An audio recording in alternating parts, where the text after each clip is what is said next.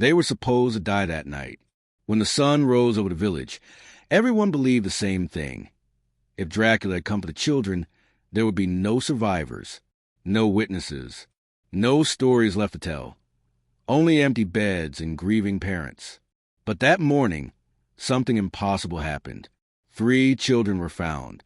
The village of Ravenshade believed it understood fear. It lived with the way other places live with weather, expected, endured, spoken about in whispers and warnings. Children were taught early not to wander after sunset, not to answer voices calling their names from the forest, not to look too long at the old road that disappeared between the black trees.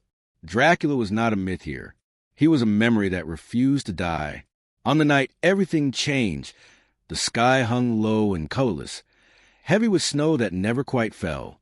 Lanterns glowed weakly in windows. Doors were barred.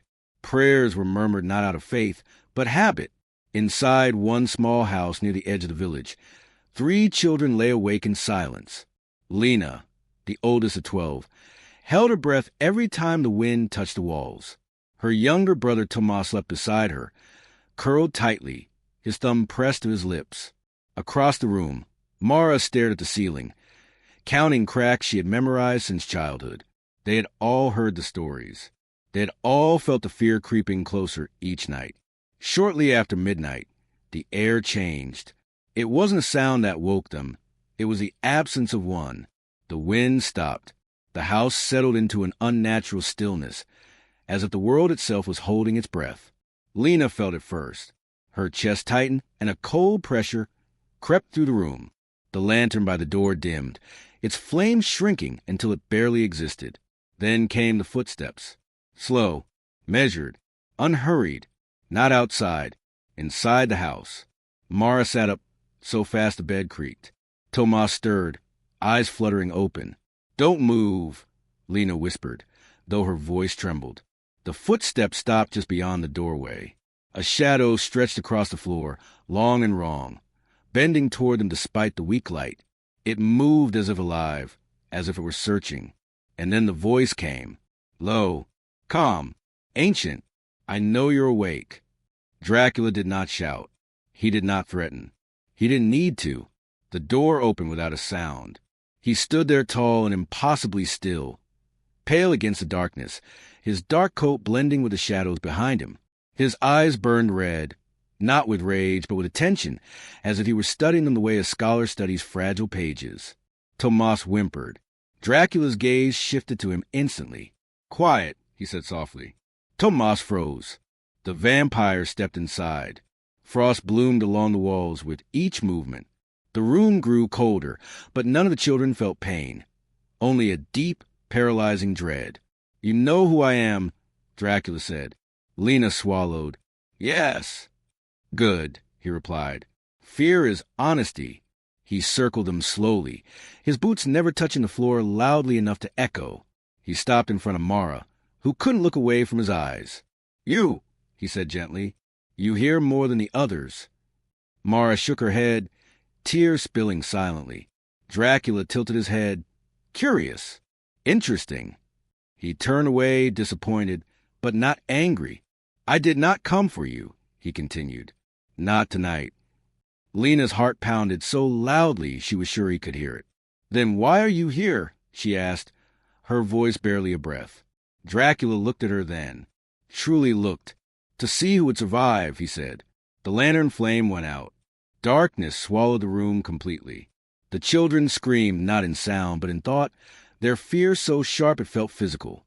Cold hands brushed the air near them, never touching, testing, measuring.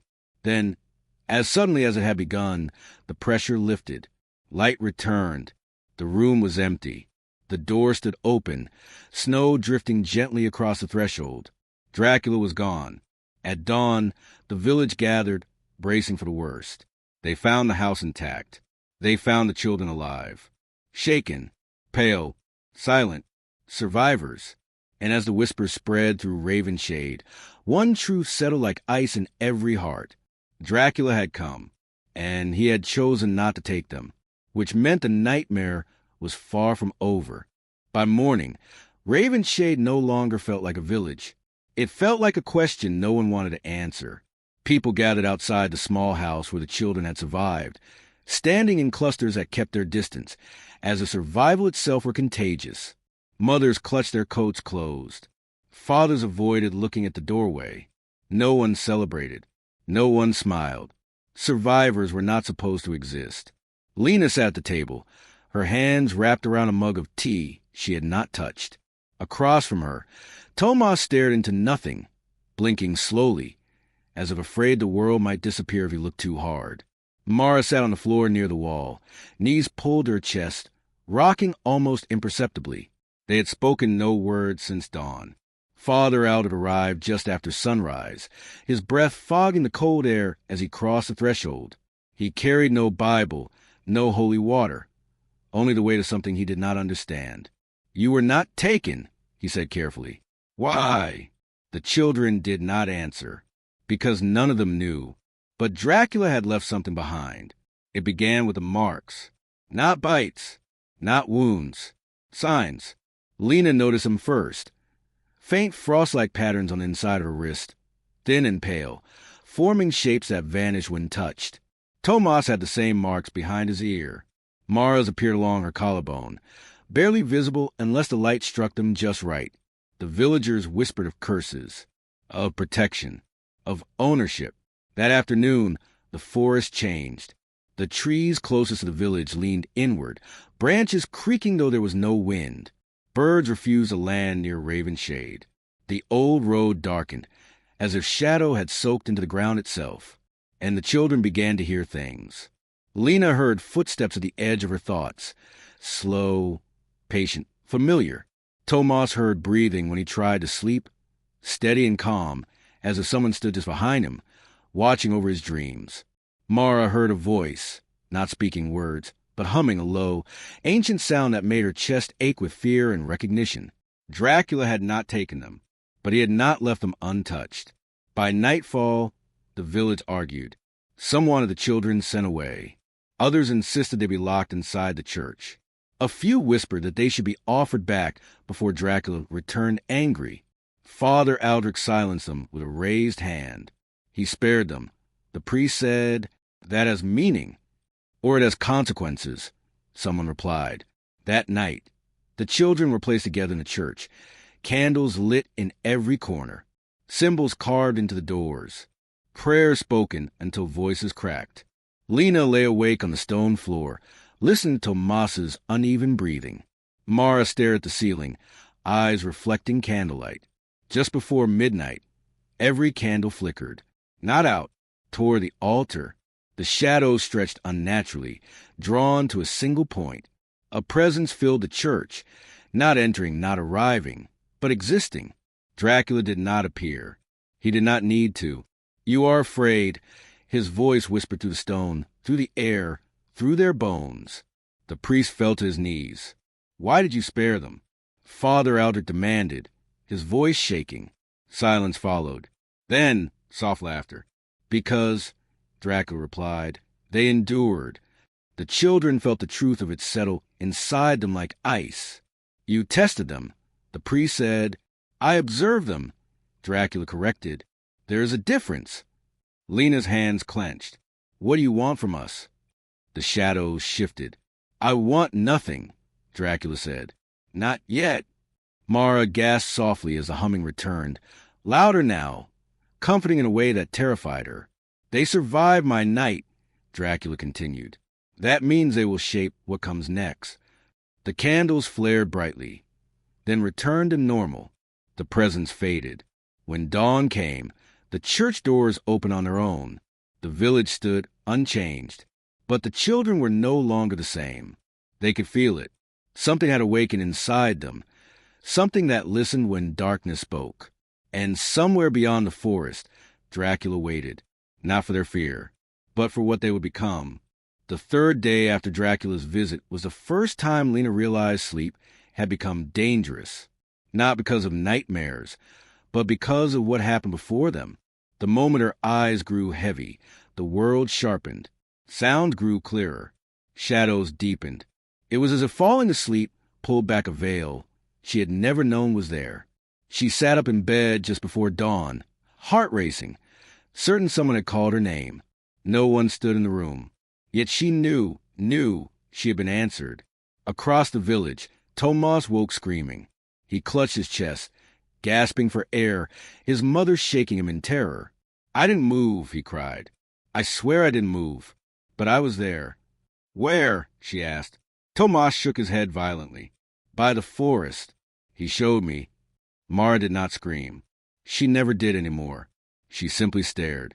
By midday, Father Aldrich noticed a pattern. The 3 children never spoke at the same time. When one was alert, the others grew quiet, distant, listening to something no one else could hear. It was as if they shared a burden that passed between them, invisible and relentless. "They're connected," the priest murmured, marked by the same night. The villagers noticed other changes. Dogs refused to approach the children, whining and pulling away on their leashes.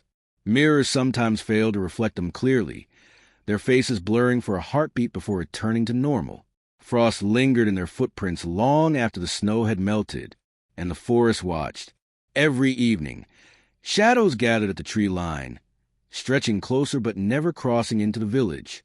Crows lined the rooftops at dusk, silent, unmoving, their eyes fixed on children's windows. That night, Lena followed the sound again. She didn't tell anyone. She slipped from her bed and opened the door quietly, the cold not bothering her the way it should have. The village lay asleep beneath a pale moon, breath steaming in the still air. The sound came from the old road. Footsteps. She followed. Each step felt inevitable, guided, as if the path had already been chosen. At the edge of the forest, she stopped, heart pounding, yet not afraid. That was what terrified her most. "You shouldn't be here," a voice said gently. Dracula stood between the trees, not fully solid, his form woven from shadow and moonlight. His red eyes glowed softly, without hunger. "I didn't mean to," Lena said. "I just heard you." He nodded. "That is what surviving does. It opens doors." "Why us?" she asked. Dracula stepped closer, the forest bending subtly around him.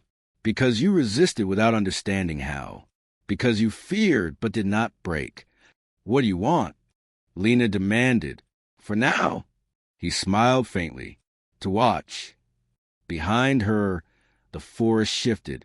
Tomas stood frozen near the trees, eyes wide. Mara appeared beside him, silent as a ghost. None of them remembered walking there. Dracula regarded them with something like approval. "You are not prey," he said. "You are thresholds." Mara finally spoke. "What happens when we open?" Dracula's expression darkened, not cruel, but grave. "Then the night learns to listen to you." A sudden wind tore through the clearing. The children staggered back as the forest roared, not in anger, but recognition. Dracula vanished. They found themselves standing alone beneath the trees, the village lights flickering distantly behind them. They ran. The next morning, Father Aldrich confronted them. "You went to him," he said, voice tight with fear. Lena nodded. "He's not finished." The priest closed his eyes. "Then neither are we." That day, Ravenshade changed its rules. Children were never left alone. Fires burned through the night. The church doors remained open, prayers spoken not just to God, but against the dark. Yet the children knew the truth. Dracula was no longer hunting them. He was waiting to see which voice the night would choose next. And deep inside each of them, something listened back. By the 4th night, Ravenshade learned a terrible comfort. Dracula followed rules. No one knew who had taught them to him, or whether he had written them himself over centuries of watching human fear repeat itself. But once the villagers noticed a pattern, they could not unsee it. He never crossed a threshold uninvited. He never spoke a lie, and he never took what resisted together. That last rule terrified Father Aldrich most of all, because it meant division was danger. The priest gathered the village in the church before dusk, his voice echoing beneath the stone arches. "Whatever happens tonight," he said, "you stay together. You do not chase shadows. You do not answer voices. You do not separate the children." The people nodded, faces pale, hands clenched. Outside, the forest waited. Lena, Tomas, and Mara sat near the altar, wrapped in blankets. They felt the pressure building again, the low hum beneath reality that meant the night was listening. Tomas pressed his palms to his ears. "It's louder," he whispered, "like the dark is breathing." Mara nodded. "He's close." Lena looked toward the doors. "He always is." When night fell fully, the snow began at last, slow, thick flakes drifting down in heavy silence. The village lanterns glowed like dying stars. And then the first invitation happened. A knock sounded at the northern house, soft, patient. Inside, an old man sat alone by his fire. He had no children, no family left. When he opened the door, expecting a neighbor, the snow did not blow inside. Dracula stood there, calm and composed.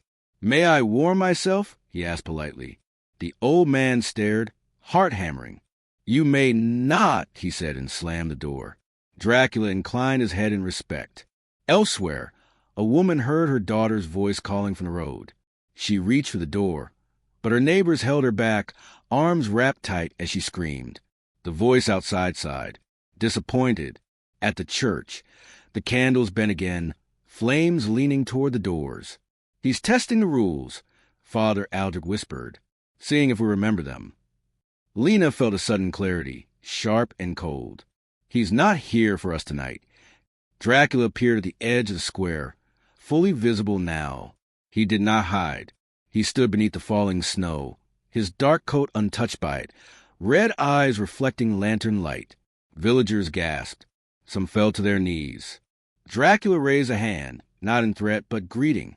"I have come to see if you have learned," he said, his voice carrying easily across the square. "What do you want?" Father Aldrich demanded, stepping forward despite his fear. Dracula's gaze flicked briefly to the children behind him, measuring, weighing. "To confirm a rule," Dracula replied, "and to keep it."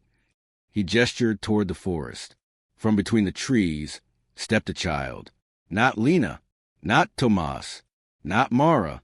A boy no older than 8, barefoot in the snow, eyes vacant. He walked as if pulled by strings no one else could see. His mother screamed. She ran forward, but the crowd surged with her, neighbors grabbing her arms, others forming a wall without thinking. The boy stopped at the edge of the square.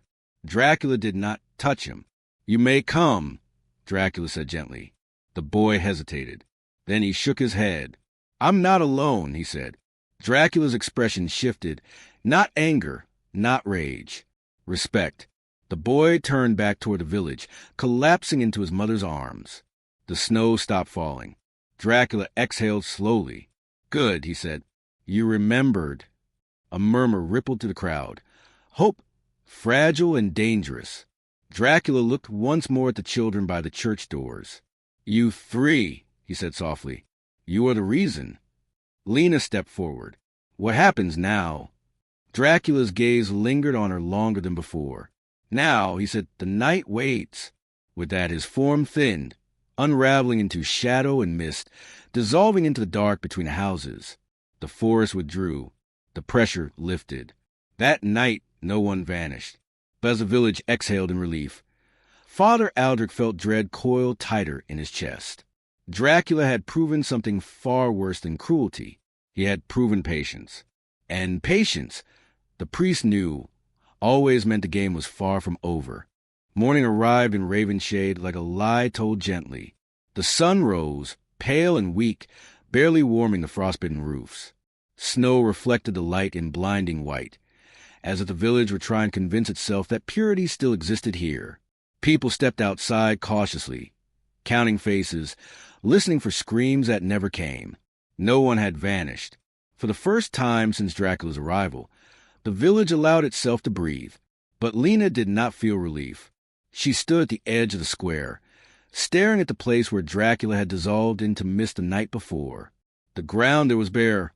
No snow, no footprints, no sign that anything had ever stood there at all. "He left something," she said quietly. Tomas frowned.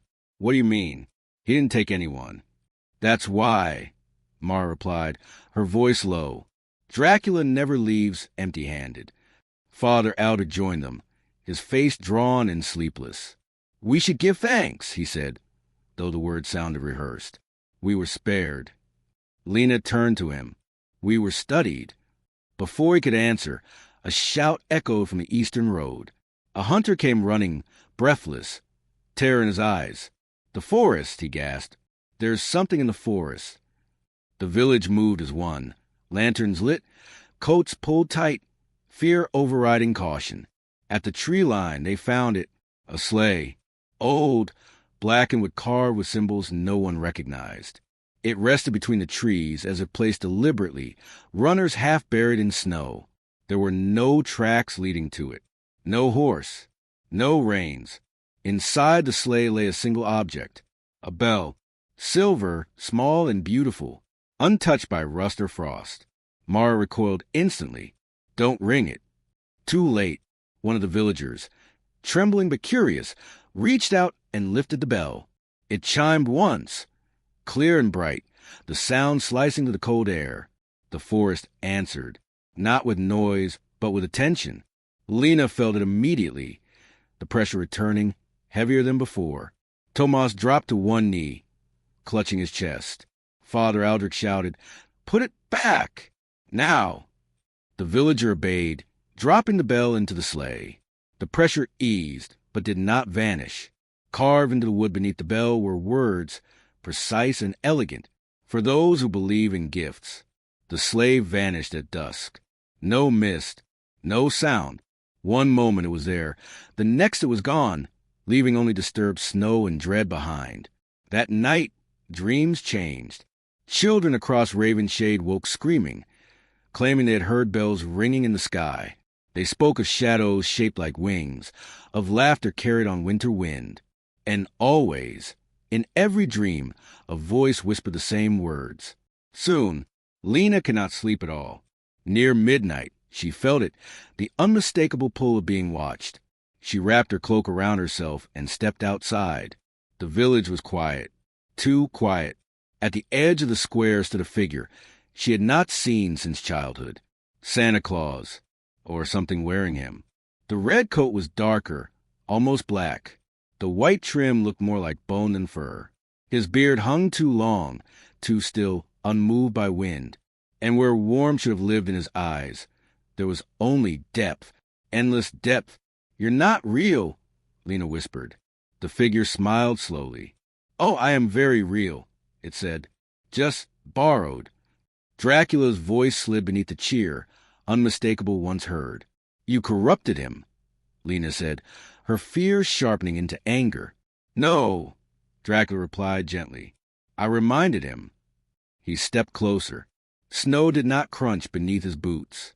"Children believe in gifts," he continued, "in rewards without cost. I merely offer truer exchange." Lena clenched her fists. "What do you want?" Dracula's gaze lifted toward the houses, where candles flickered behind windows. "Choice," he said. "Tomorrow night, I will come as I am welcomed, through doors opened by hope instead of fear. You said you never crossed uninvited. I still won't." The Santa-shaped shadow leaned down, meeting her eyes. But invitations come in many forms. The bells rang overhead, soft, distant, impossible. Lena felt the rules bending. When she blinked, the figure was gone. The square was empty. But in the snow at her feet lay a single red ribbon, tied neatly into a bough. Inside it, stitched in careful black thread, were words that froze her blood. One night left. As Lena backed away, clutching the ribbon, she understood the truth at last. Dracula was not hunting children anymore. He was waiting for them to come to him. Christmas Eve arrived wrapped in silence. No bells rang from a chapel. No songs drifted through Ravenshade streets. Windows glowed softly with candlelight. But the village felt hollow, as if everyone were holding their breath at once. Lena moved from house to house with Tomas and Mara, begging parents to extinguish candles, to lock doors, to keep their children away from windows. "Do not leave gifts out," she warned. "Do not answer knocks. Do not follow voices, no matter how kind they sound." Some listened. Others smiled nervously. "It's Christmas," one mother whispered. "We can't let fear steal that, too." Lena wanted to scream. that fear was the only thing keeping them alive. As night deepened, snow began to fall, thick, heavy flakes that swallowed sound. The world narrowed to white and shadow. That was when the bells began. Not loud, not close. Above, children stirred in their beds across the village. Small hands clutched blankets. Eyes opened, wide and shining, drawn by a promise older than reason. Outside, the sky darkened unnaturally, clouds twisting as if something vast were moving behind them. On the highest roof in Raven Shade, Dracula stood revealed at last. No disguise now, no borrowed shape. Tall and pale, his black cloak unfurled like wings against the storm. Snow did not touch him. Red eyes scanned the village below, not hungry, not cruel, patient. Doors began to open, one by one, not all at once, just enough.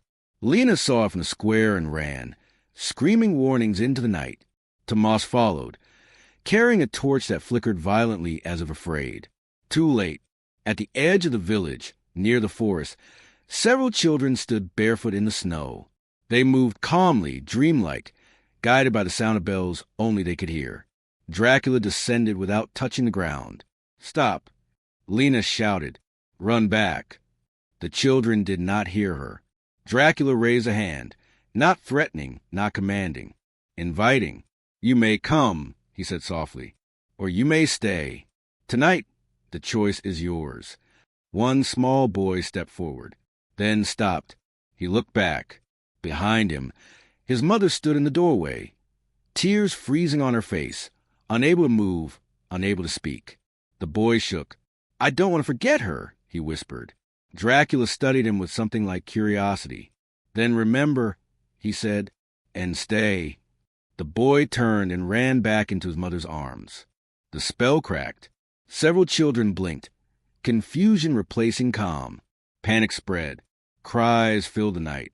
Dracula's eyes narrowed, not in anger, but in disappointment. "So," he murmured, "some still choose pain." Mara stepped forward, holding the silver bell from the sleigh, wrapped in cloth. Her hands trembled. "You wanted belief," she said. "Here it is." She rang the bell once. The sound cut through everything. The sky shuddered. Dracula recoiled, not burned, not harmed, but seen. His shadow stretched unnaturally across the snow, twisting, unraveling. This night was never about taking them, Lena realized aloud. It was about testing them. Dracula looked at her then, truly looked. "You understand," he said. "They survived because they chose." The bells overhead fell silent. Snow slowed. Dracula began to fade, his form dissolving into mist once more. "This village is past," his voice echoed. "But the children will never be the same." "And you?" Lena demanded. "Will you come back?" A pause. "Every child meets me eventually," Dracula replied. "In fear, in dreams, in stories." Then he was gone. Morning came slowly. No children were missing, but none were untouched. Some would never sleep without light again. Some would never believe in gifts without cost. Some would grow up too fast, carrying memories their parents could never fully understand. Yet they lived, and Raven Shade endured. Years later, long after Lena was gone, travelers would pass through the village and hear the same warning whispered to children on winter nights. If you hear bells in the snow, don't follow them, not even on Christmas Eve, because some gifts are invitations, and some doors once opened are never forgotten.